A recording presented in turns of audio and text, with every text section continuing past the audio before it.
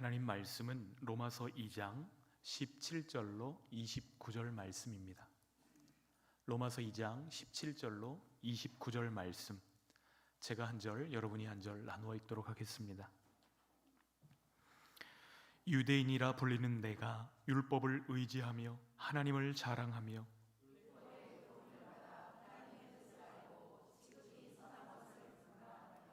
맹인의 길을 인도하는 자요 어둠에 있는 자의 빛이요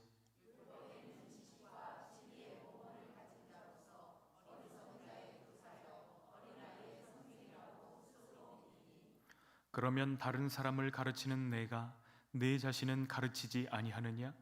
도둑질하지 말라 선포하는 내가 도둑질하느냐?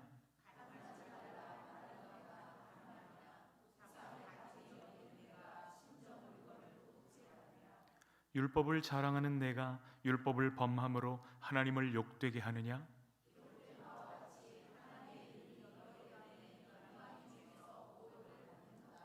내가 율법을 행하면 할례가 유익하나 만일 율법을 범하면 내 할례는 무할례가 되느니라.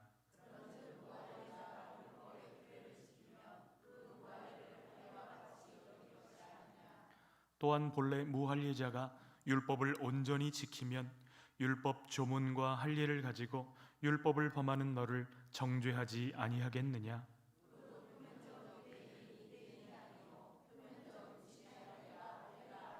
함께요. 오직 이면적 유대인이 유대인이며 할례는 마음에 할지니 영에 있고 율법 조문에 있지 아니한 것이라. 그 칭찬이 사람에게서가 아니요 다만 하나님에게서니라. 아멘. 아멘. 우리 한번 말씀 듣기 전에 서로 한번 인사했으면 좋겠습니다. 사랑합니다. 축복합니다. 네.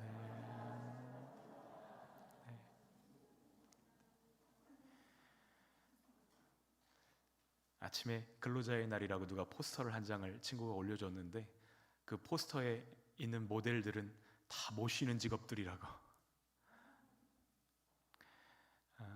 우리가 주님 안에서 쉬는 이 시간 되어지기를 소원하고 세임 주시기를 축복합니다. 전통 음식 사진 2장을 보여드릴게요. 하나는 강정이고 하나는 인절미입니다. 둘 다 찹쌀로 만듭니다. 같은 재료로 만들지만 둘은 아주 다릅니다. 강정은 앞에 땡땡 강정이라고 부릅니다. 뭐라고 부를까요? 속이 비어있다는 것의 대명사가 강정입니다. 그런데 인절미는 속이 꽉 차있고 찰지잖아요. 원래 차지다라는 표준어인데 하도 찰지다 그러니까 찰지다도 표준어가 되었더라고요. 그래서 찰진 것의 대명사가 인절미입니다. 그런데 이 음식들을 볼 때 가만히 보면 신앙생활에도 이 강정 같은 요소들이 참 많다, 이런 부분들을 보게 됩니다. 어떤 분들을 만나면 내가 다니고 있는 교회의 크기가 내 믿음인 양 이렇게 생각하시는 분들을 볼 때가 있습니다. 강정 같은 믿음일까요? 인절미 같은 믿음일까요? 대답은 안 하셔도 우리 다 알고 있습니다. 또 어떤 분들은 담임 목사님의 인기나 명성이 내 영성의 척도인 것처럼 자랑하는 분들도 있습니다. 강정이에요? 인절미예요? 또 어떤 사람은 내가 받은 직분이 내 믿음의 보증서라고 생각합니다. 그런데 그런 내면을 들여다보면 기포가 굉장히 많다는 것을 발견하게 됩니다. 강정은 빈 공간이 많아서 몇 개 먹어도 배가 불러요, 안 불러요? 하나도 배가 부르지가 않습니다. 그러나 우리 속에도 이러한 기포가 있다는 것 때문에 절망할 필요는 없습니다. 왜냐하면 성령님께서 우리들을 인절미 같은 삶으로 빚으시고 계시기 때문입니다. 제가 말씀드리고 싶은 것은 비어있는 상태로 머무시면 안 된다는 것입니다. 왜냐하면 주님이 우리의 겉과 속이 다른 모습을 굉장히 아파하시고 불편해하시기 때문입니다. 교회에 있을 때랑 집에 있을 때가 너무나 다른 부모, 설교할 때랑 아내를 대하는 모습이 너무 다른 목사, 교회에서 봉사하는 모습하고 삶의 현장에서 돈을 벌 때랑 모습이 너무 다른 집사, 그런 모습들은 우리 스스로를 혼란스럽게 만들 뿐만 아니라 다른 사람에게도 혼란스러운 그림을 느끼게 합니다. 겉으로 봤을 때는 대단히 믿음이 강한 것처럼 보입니다. 기도도 많이 하고 봉사도 많이 하고, 그런데 속은 얼마나 약하고 여린지 조금만 어려움이 닥쳐도 하나님이 진짜 계신 게 맞나? 믿음이 막 통째로 흔들리는 사람들이 있어요. 인절미일까요? 강정일까요? 또 믿음이 바닥까지 떨어진다 싶다가도 뜨겁게 찬양하거나 기도가 잘 되는 날일수록 하나님이 계신 것 같고 하늘을 나는 것 같고 막 기복이 하늘과 땅을 이렇게 치는 사람들이 있습니다. 문제가 무엇이죠? 속이 비어 있다는 것이에요. 어떻게 하면 속 빈 강정 같은 신앙의 모습을 벗어버리고 겉과 속이 동일한 그런 하나님의 사람으로 살아갈 수 있을까요? 그에 대한 대답이 오늘 말씀 가운데 들어 있습니다. 유대인들의 종교적 교만을 본받지 말고 속을 채우라고 말씀하시는 거예요. 맨 밑에 속을 채워라, 이거 하나만 기억하셔도 됩니다. 속을 채워라, 이렇게 말씀하시는 것입니다. 유대인들은 자신들이 유대인이라는 이 이름 때문에 굉장한 자신감을 가지고 프라이드를 느꼈습니다. 유대인이란 이름은 여호와는 찬송을 받으실지어다 라는 유다 이 이름에서 나온 이름입니다. 언약을 상기시켜주는 이 멋진 이름이 교만의 원인이 될 수도 있다, 이것을 발견하게 됩니다. 그래서 1세기 당시의 유대인들은 자기 이름을 서명하고 뒤에다가 주, 유대인이라고 사인을 하는 것이죠. 명함을 판다 이렇게 생각하면 제이슨 리, 그 점 찍고 주 이런 식으로 새기는 것이죠. 자신 안에 하나님의 백성이라는 긍지가 있는 거 좋은 거예요? 나쁜 거예요? 좋은 것이죠. 그런데 문제는 껍데기는 있는데 속이 없어요. 그러면 그것이 나쁜 것입니다. 유대인들의 자랑이 무엇이죠? 그들은 율법을 소유하고 있습니다. 또 난지 8일이 되면 할례를 받게 합니다. 할례는 내가 하나님과 특별한 관계라는 몸에 가진 상징입니다. 그래서 유대인 남자라면 하루에도 몇 번씩 화장실을 갈 때마다 나는 하나님의 백성이지, 그래 나는 하나님의 백성이지, 이렇게 확인했을 거예요. 그 표식으로 인해서 아주 강한 자신감을 느꼈습니다. 그런데 오늘 바울은 편지를 쓸 때에 이 할례라는 단어를 부정적으로 사용하고 있습니다. 28절, 29절 함께 읽겠습니다. 무릇 표면적 유대인이 유대인이 아니요 표면적 육신의 할례가 할례가 아니니라. 오직 이면적 유대인이 유대인이며 할례는 마음에 할지니 영에 있고 율법 조문에 있지 아니한 것이라. 그 칭찬이 사람에게서가 아니요 다만 하나님에게서이라. 그러니까 사도 바울은 우리 육신에 있는 칼자국이 우리를 하나님의 백성으로 만드는 것이 아니라고 설명하고 있어요. 그들은 율법도 소유했고 할례도 받았지만 삶의 내용이 이방인들과 구별될까요? 안 될까요? 전혀 구별이 안 됩니다. 남들 보고 간음하지 말라 하면서 본인들이 간음하고, 남들에게 도적질하지 말라 하면서 본인들이 도적질하는 삶을 살고 있습니다. 이런 삶을 살고 있는 유대인들을 향해서 예수님이 회칠한 무덤 같다고 책망하십니다. 무덤이 아무리 아름다우면 뭐예요? 회를 칠하면 뭐합니까? 그 속에 부정하게 하는 시체가 들어있는데요. 하나님께서 유대인들에게 율법을 주신 목적이 있습니다. 먼저 하나님의 뜻을 깨달아 알고 그 깨달은 것으로 이방인들을 하나님 앞으로 인도하라고 주신 것입니다. 18절, 19절 말씀 함께 읽겠습니다. 율법의 교훈을 받아 하나님의 뜻을 알고 지극히 선한 것을 분간하며 맹인의 길을 인도하는 자요 어둠에 있는 자의 빛이요. 하나님께서 유대인들을 이러한 목적을 가지고 율법을 주시면서 아주 특별한 책임도 함께 주셨어요. 그런데 유대인들이 이방인들을 바라볼 때에 이방인들을 뭐라고 불렀죠? 한 글자로 불렀습니다. 네, 그렇습니다. 요즘은 이거에 아주 좋다는 뜻인데요, 그때는 아주 좋다는 뜻이 아니에요. 아주 나쁘다는 뜻입니다. 개라고 불렀어요. 복음을 전하고 사랑하고 하나님께로 인도해야 되는 대상들을 향해서 개라고 부르면 그들에게 바른 메시지가 전달될까요? 그럴 수 없는 것입니다. 그 정도로 유대인의 마음이 오만하고 높았다는 것을 말씀하고 계세요. 제가 오만하면 생각나는 분이 있습니다. 아우 되게 비싼 차를 타시는 분인데요, 제가 좋아하는 목사님이 1차선에 딱 차를 대고 있었고 신호를 기다리고 있었는데 이제 신호가 막 바뀔 찰나인데 4차선에 계시던 그 아주머니, 아우 되게 비싼 차를 타시던 아주머니가 4차선에서 유턴을 시도합니다. 이렇게 차선 3개를 건너가지고 유턴을 시도하는데 그때 신호가 바뀌어가지고 목사님이 출발을 했어요. 어떻게 됐을까요? 박았습니다. 별로 좋은 차는 아니었지만 박았어요. 그래서 차들이 멈추고 있는데 아니 아주머니 4차선에서 1차선으로 유턴을 하시면 어떻게 합니까? 그랬더니 아줌마가 뭐라고 얘기하냐면 비껴줄 줄 알았죠? 이렇게 얘기를 하는 거예요. 아주 표독스러운 목소리로 비껴줄 줄 알았다는 거예요. 왜요? 나는 되게 비싼 차를 타니까.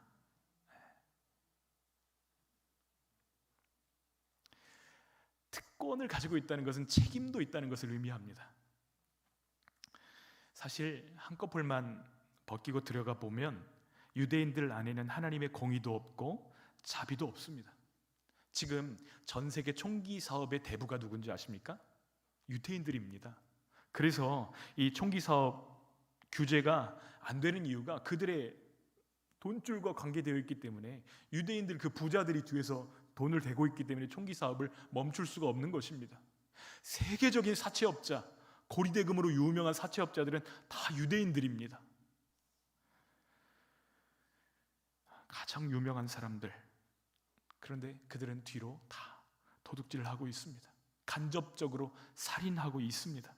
하나님의 자비가 그 속에 없고 하나님의 공의가 그 속에 없으면서도 자신들은 하나님의 백성이라고 아주 자신감 있게 이야기합니다. 바울은 유대인들의 이런 모습들을 책망합니다. 너희는 꼭 속 빈 강정 같구나 이렇게 얘기하는 거예요. 율법을 소유했지만 율법대로 살지 않고 하나님에 대한 지식은 있지만 하나님의 성품을 닮으려고 하지 않는구나.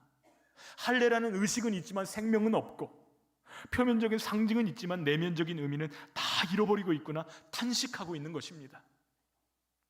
그래서 바울은 5가지 예리한 질문들을 던지면서 유대인들의 종교적인 교만을 폭로하고 있습니다. 21절로 23절 말씀 함께 읽겠습니다. 그러면 다른 사람을 가르치는 내가 내 자신은 가르치지 아니하느냐? 도둑질하지 말라 선포하는 내가 도둑질하느냐? 간음하지 말라 말하는 내가 간음하느냐? 우상을 가증히 여기는 내가 신전 물건을 도둑질하느냐?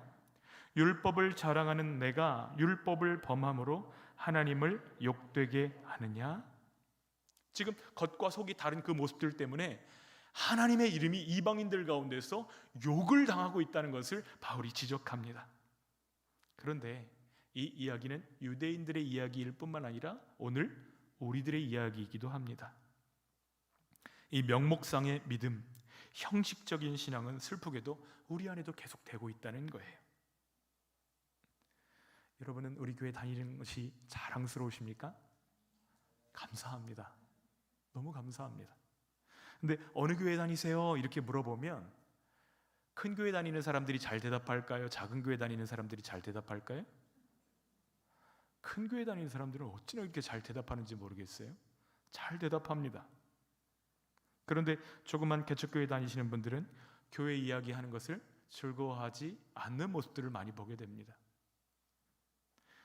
그런 분들의 믿음 안쪽으로 들어가 보면 자신의 믿음과 교회의 크기를 동일시하고 있다는 오류를 발견하게 됩니다. 그러나 우리의 구원은 그런 것으로 되는 것이 아니잖아요. 그렇죠? 이렇게 말씀을 전하면 오해하시는 분들이 계시는데 제가 신앙의 외적인 형식이나 고백을 멸시하는 것이 아닙니다. 어떤 교회 다니느냐 굉장히 중요해요. 그렇죠? 왜냐하면 그 교회를 다니는 것이 내 신앙에 직접적인 영향을 주기 때문입니다. 형식이 굉장히 중요합니다. 형식이 콩깍지처럼 이렇게 생겨지고 나면 콩 키워보신 분들은 아실 거예요. 깍지가 먼저 생기고 알이 들어 차잖아요. 건강하고 튼튼한 깍지가 딱 생겨지고 나면 그 안에 건강한 알맹이가 생기는 것처럼 우리의 신앙도 비슷하다는 생각들을 하게 됩니다. 겉과 속이 다 중요한데 그런데 사람들은 이 겉과 속 둘 중에 어디에 더 마음을 쓸까요? 솔직하게 겉과 속 어디에 더 마음을 쓰죠? 겉에 마음을 더 많이 쓴단 말이죠. 그래서 오늘 설교의 핵심은 겉도 중요하고 속도 중요하다 이렇게 무게중심을 둘로 나누는 게 아니고 속도 크리스천이어야 된다. 이것을 지금 힘주어서 말씀하고 있는 것입니다. 우리의 신앙의 겉모습과 그 내용을 동일한 것으로 우리 속도 채우자는 것이죠. 속이 없으니까 포장지도 함께 버려버립시다, 이런 뜻이 아닙니다. 그러면 어떻게 해야 되죠? 어떻게 해야 속빈 강정 같은 믿음에서 우리가 벗어날 수 있죠? 오늘 본문은 마음의 할례를 받아야 된다, 이렇게 말씀하십니다. 28절, 29절 읽겠습니다. 무릇 표면적 유대인이 유대인이 아니요 표면적 육신의 할례가 아니니라. 오직 이면적 유대인이 유대인이며 할례는 마음에 할지니 영에 있고 율법 조문에 있지 아니한 것이라. 그 칭찬이 사람에게서가 아니요 다만 하나님에게서이라. 지금 바울은 굉장히 단호하게 말씀합니다. 몸에 하나님 백성의 표, 그 할례의 표를 가지고 있으면서도 불순종하는 유대인보다 할례 받은 마음으로 순종하는 이방인들을 하나님이 더 좋아하신다는 거예요. 할례는 받지 않았을지라도 그 마음으로 순종하는 것을 하나님이 더 기뻐하신다는 것입니다. 우리 이야기로 바꿔보겠습니다. 여러분은 어떤 사람이 더 좋으신가요? 버젓이 결혼 반지를 끼고도 불성실한 배우자가 좋으신가요? 아니면 나와만 공유하는 그 친밀한 삶을 지키면서 반지는 끼지 않은 배우자가 좋으신가요? 어떤 배우자가 좋으세요? 반지도 끼고 관계도 좋고, 한 가지만 고르라면요? 그렇죠. 결혼 반지는 정절의 상징입니다. 그래서 반지는 그것을 끼고 있는 사람의 참된 속마음을 겉으로 나타내는 것입니다. 내 안에 들어올 수 있는 사람은 그 사람밖에 없다, 이 표식이잖아요. 그러나 반지가 부부의 결합에서 가장 중요한 요소라고 생각한다면 그 지혜로운 거예요? 어리석은 거예요? 굉장히 어리석은 것입니다. 제가 이 말씀 드리는 것은 할례와 결혼 반지가 많은 공통점을 가지고 있기 때문입니다. 불행하게도 종교는 하나님이 가장 기뻐하시는 것을 무시하면서 외적인 성장만 과도하게 강조합니다. 우리는 그 반대로 하기를 원합니다. 물질적인 것보다 영적인 것을 더 사모하시기를 부탁드립니다. 부차적인 것보다 본질적인 것을 더 선택하시기를 부탁드립니다. 다른 무엇보다도 우리에게는 하나님의 은혜가 필요하다는 사실을 인식하시기를 부탁드립니다. 그래서 시간이 흐르면 흐를수록 덜 종교적이고 더 예수님을 닮아가는 저희들 되어지기를 축복합니다. 마음의 할례 받는 것이 행복한 결혼 생활을 유지하는 것과 너무나 비슷합니다. 어떻게 해야 되죠? 세 가지를 유의하시고 그것으로 여러분의 마음을 채우시면 됩니다. 첫 번째는 눈입니다. 눈. 사람의 시선보다 하나님의 시선으로 우리의 내면을 채우라는 것입니다. 다른 사람이 나를 어떻게 볼지, 다른 성도들이 나를 어떻게 볼지, 그것이 하나님이 나를 어떻게 생각하실까, 이것보다 더 크게 보인다면 그때부터 문제가 시작됩니다. 왜 그렇죠? 사람의 눈을 의식하기 시작하면 그때부터 무엇을 할까요? 연기를 시작하잖아요. 가면을 씁니다. 척하게 되죠. 그러나 하나님의 눈을 의식하면 그 내용이 달라집니다. 사람의 눈이 아니라 하나님의 눈을 더욱 의지하며 의식하며 살아가는 저 여러분 되시기를 축복합니다. 두 번째는 관계입니다. 종교적 형식을 유지하는 것보다 하나님과의 관계에 초점을 더욱 두시기를 부탁드립니다.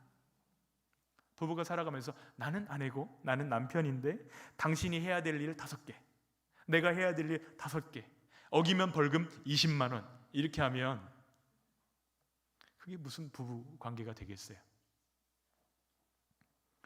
부부가 살다 보면 형식을 뛰어넘는 관계가 형성됩니다. 신랑 되신 우리 주님과의 관계를 소중히 여기시는 저희들 되기를 소원합니다. 주님이 사랑하는 것을 나도 사랑하고, 주님이 미워하시는 것을 나도 미워하는 것이죠. 주님이 고개를 가로저으실 일이라면 나도 그렇게 하고, 주님이 고개를 끄덕이실 일이라면 힘을 내서 순종하시기를 부탁드립니다. 왜냐하면 신앙은 관계이기 때문이죠. 세 번째는 내면입니다. 표면을 장식하는 것보다 내면의 성장에 힘쓰십시오. 제가 이전에 샀던 차 이야기 하나 하겠습니다. 없는 돈에 중고차를 하나 사가지고 그래도 깨끗하게 타보겠다고 광택도 내고 썬팅도 새로 했습니다. 성도들을 뒷자리에 태우고 신방을 가는데 핸들을 꺾는 순간 바퀴가 뚝 하고 부러져 버렸어요.